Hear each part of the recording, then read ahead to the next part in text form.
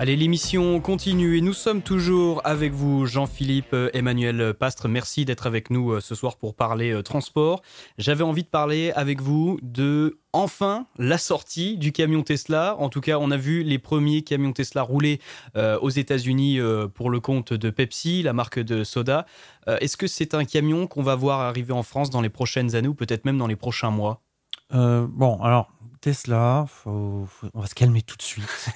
Hein, c'est comme Nikola, ça, c'est des marques qui sont très très bons en communication, mais avant de les voir arriver chez nous, il y a de la marge. D'abord parce que le véhicule qu'ils ont fait rouler aux States est un véhicule justement aux spécifications typiquement américaines. C'est-à-dire qu'on est sur un 6.4, j'ai envie de dire un 6.4 à temps partiel, pour des raisons techniques. Mais donc c'est une architecture très américaine. On a l'impression que, par exemple, c'est un modèle à capot avec le sleeper pour la longue distance. En fait, ce qui est dans la cabine du sleeper, c'est les batteries. Donc c'est un véhicule, c'est assez paradoxal parce que c'est un class 8, donc un class 8 américain, qui a... vous mentionniez Pepsi, j'ai envie de dire c'est du Canada Dry, le Tesla. Parce qu'en fait, c'est un grand routier Canada Dry, puisque dans le sleeper, en fait, c'est les batteries. La technologie moteur me laisse un peu dubitatif parce que c'est les moteurs de la Tesla X, la voiture. Donc on verra comment ces moteurs-là supportent les contraintes de couple d'un véhicule industriel. Je pense qu'il y a surtout une grande part d'effet d'annonce. Il ne faut pas oublier que Elon Musk, avec Tesla, a la plus grosse capitalisation boursière de l'industrie automobile et qu'il n'hésite pas à jouer avec ça. Hein. Donc oui, il y a un véhicule. Ok, on va peut-être... Voilà, on verra dans la durée ce qui lancera des volumes. En tout cas, ce qui est sûr, c'est que ce n'est pas pour l'Europe. Parce que pour l'instant, il n'y a aucune silhouette destinée au marché européen. C'est la grande différence avec le Nikola, où il y avait eu des vidéos en plus bidonnées. Enfin, on va pas insister sur les effets d'annonce et de communication de Nikola. Mais Nikola a une gamme européenne, merci Iveco, et une gamme américaine. Tesla, pour l'instant, se concentre sur le marché américain.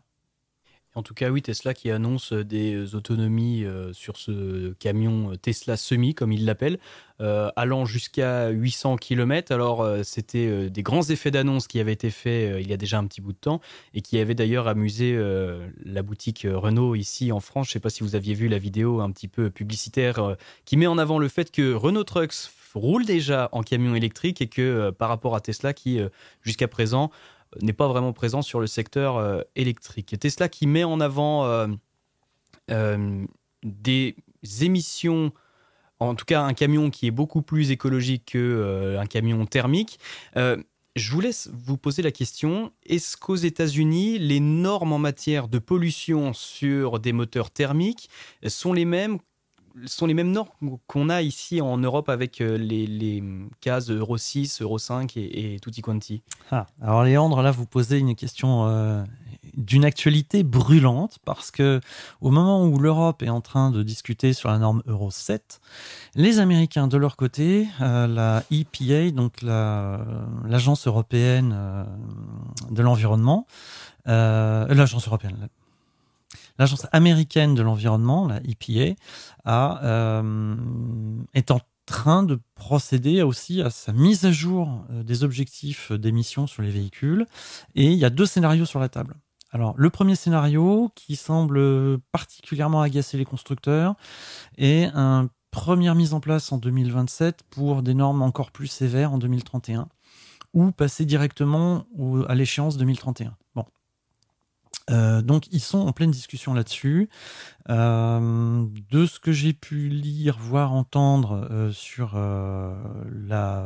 les scénarios donc de l'EPA, donc l'agence américaine de l'environnement, ils sont paradoxalement pas aussi sévères que Euro 7. Parce que en fait, ils se concentrent sur les oxydes d'azote, avec un objectif très ambitieux à ce niveau-là, par contre, mais ne prennent pas en compte des points qui sont dans les discussions de Euro 7 en Europe. Euro 7, la Commission européenne envisage de mesurer l'abrasion des pneumatiques au sol. Ça va impacter tout le monde, mais ça va être très pénalisant pour les véhicules électriques, qui sont plus lourds, avec souvent des pneumatiques plus larges et où on a des problèmes effectivement au niveau des pneumatiques.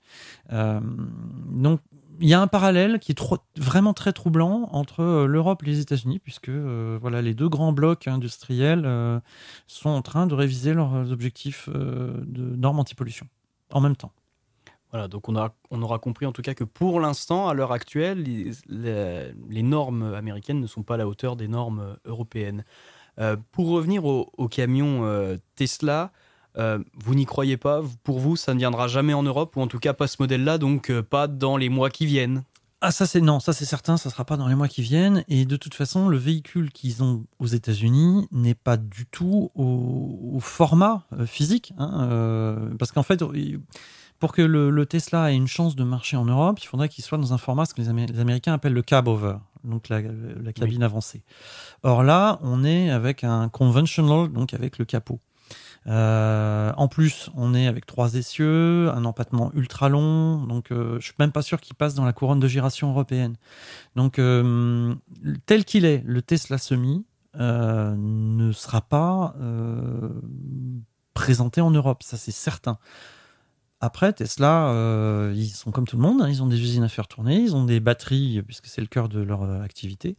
Ils ont des batteries à produire, à livrer, à trouver des débouchés, donc c'est pas impossible, en plus avec la capitalisation boursière qu'ils ont, d'investir sur une version typiquement européenne, cab over 4.2, comme le fait son compatriote Nicolas, mais qui a eu la chance ou l'opportunité, on ne sait pas, d'avoir Iveco qui avait des motivations très fortes à développer un véhicule électrique. Voilà, en tout cas, en ce qui concerne ce camion Tesla. La pause et la suite de l'émission dans un instant.